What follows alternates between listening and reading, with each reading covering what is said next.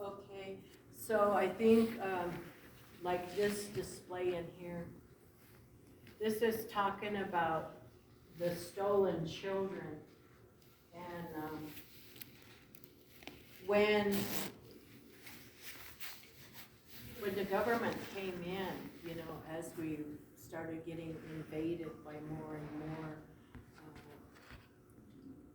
of the mainstream society, their intent was to kill the Indian.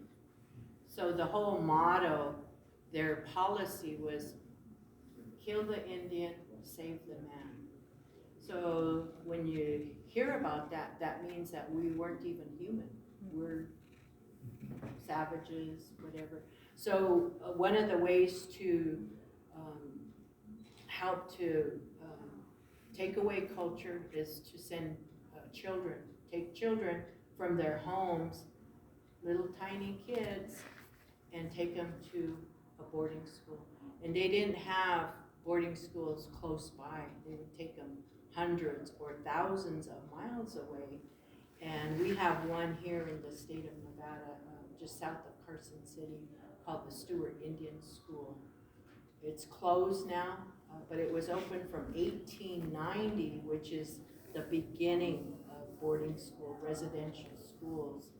And they closed in 1980. So they were open for 90 years, and that was their intent. They initially took people from the state of Nevada, Shoshone, Paiutes, and Washos. Eventually they brought in other students from other states, and their whole mission was to wipe out the culture, wipe out the Indianness. And so with this that came to light, oh gosh, it's been a couple of years ago, May 2021 is when they first found 215 Native children buried. Mm-hmm. So the residential schools were known for having cemeteries. And I didn't print it out, but it just yesterday I was looking. Now that number in Canada alone is up to 10,000. 10,000 small children that died. Not all because of sickness, but you know, sometimes just blatant abuse. There's no nice way to put it.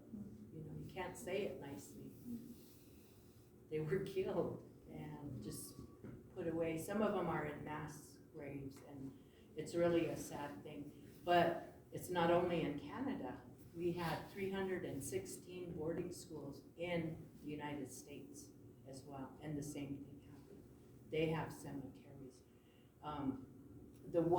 One of the older ones at Carlisle Indian School, some of the tribes are just now going and getting their people, their children, and bringing them home, doing ceremony and, you know, putting them back. So for the Pyramid Lake Paiute tribe, that's something we also do with our people, that remains that ended up at museums or universities.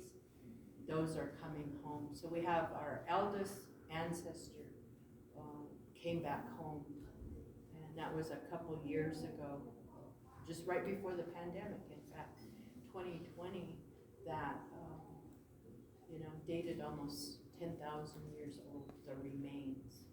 So that, you know, and that's how, I don't know what,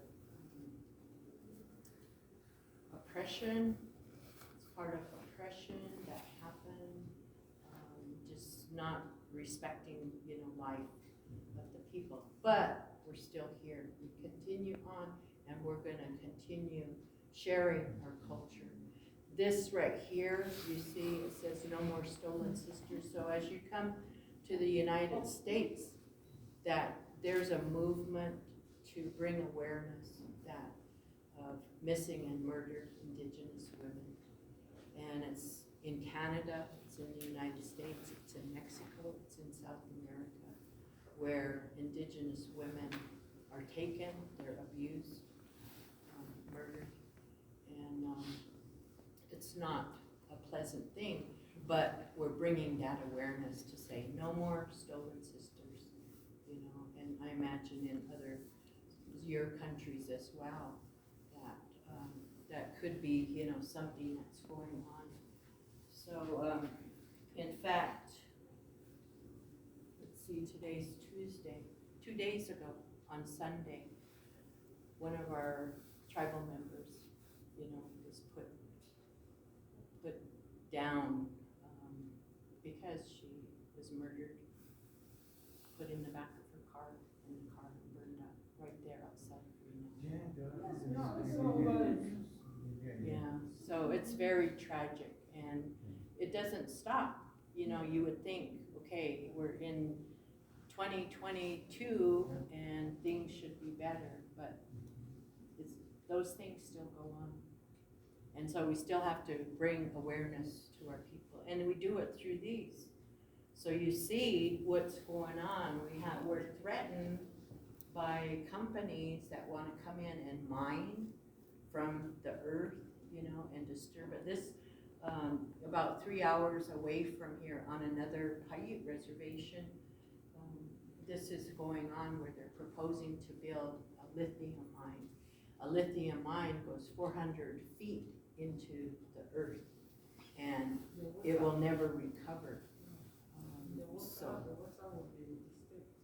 Yeah, and it's harmful because, you know, that stuff goes in the air and it's going to blow right into the reservation, and people don't think that's going to cause harm, but it will, you know. A lot of mines have caused cancer, and that's probably one of the leading causes of death amongst our indigenous people, are diabetes, cancer, and heart disease.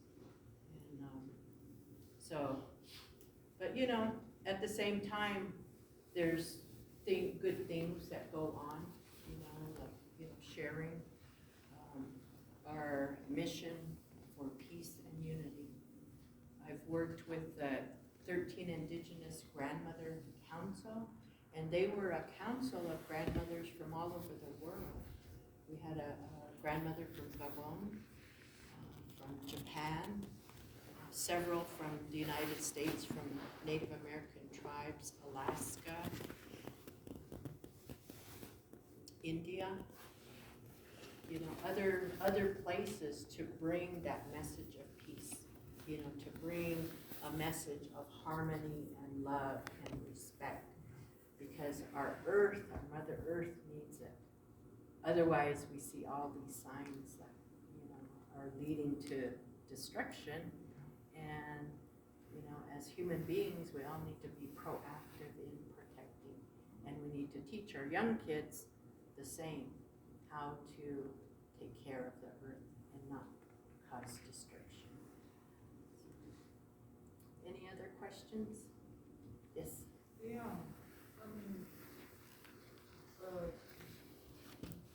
do you settle elsewhere apart from America? No, pretty much just here. When we say we're from here,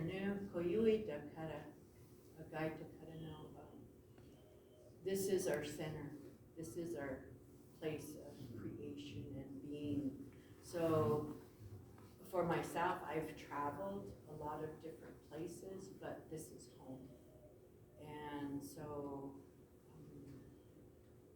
you know, I think it's important to do that, you know, just like you have your home places that you want to have an impact for your people, your country, to make it a better place. You know, teachers make a difference, they really do. They affect so many lives, and especially your students, that you can create a lot of change and awareness. And to have an open mind in doing that, and then to, you know, teach in the most graceful way that you can, you know, because we can all be biased, we can have our prejudice, we can, you know, have all of those things, but we have to keep it in balance, so, you know, that the kids will know truth, but you know, to always, you know, kind of question how things are. Like, you know, I love your questions. It's good, because you're thinking, it's making you think about different things, and, you know, just keep on going.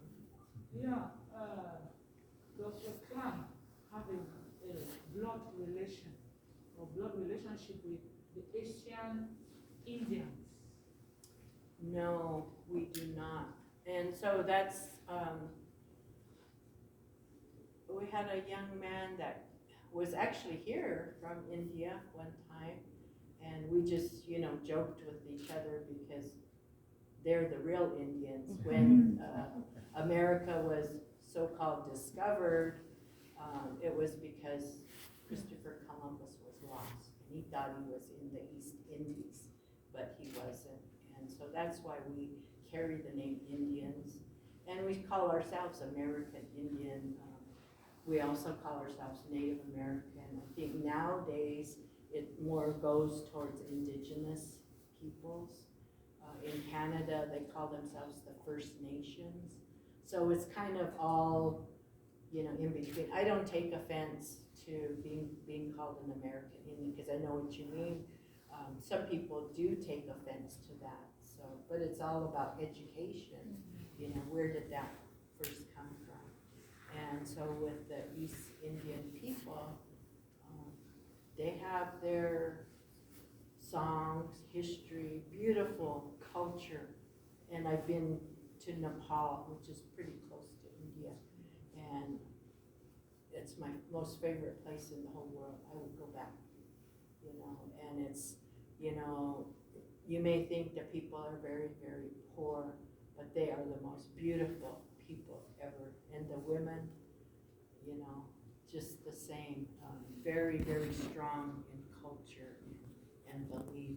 So as long as you have that in knowing who you are and where you come from, you can always promote your pride, how good you feel about yourself, how good you feel about your ancestors that sacrifice in order for everybody to be where they're at today. You know, because certainly our ancestors here sacrificed a lot. And you look in the area, you know, without all this modern convenience, to be able to go out and hunt and go, you know, different places following the seasons, the animals, the berries. It was hard, you know, it amazes me all the time. So, you know, I'm sure all of your ancestors were the same. They had sacrifice, you know, and yet the genocide still